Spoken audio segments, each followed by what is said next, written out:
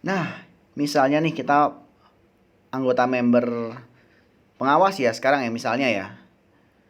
Terus aku beli lagi paket pengelola.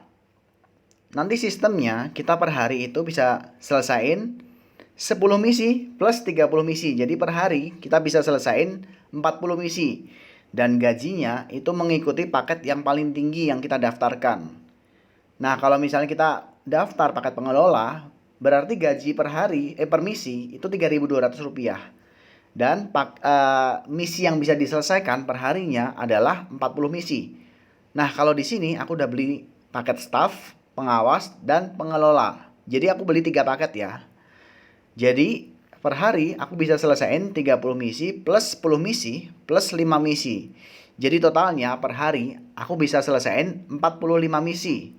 Dan gajinya per hari, per misi maksudnya, itu mengikuti paket yang tertinggi yang kita pilih. Misalnya nih, aku kan udah beli paket pengelola dengan gaji 3.200 per misi. Jadi per hari aku bisa selesaiin 45 misi dengan gaji 3.200 per misi. Nih, bisa dilihat ya gajinya tuh. Kayak gitu sistemnya. Jadi akumulasi plus dengan gaji yang tertinggi yang mengikuti paket yang didaftarkan saat ini. Gitu.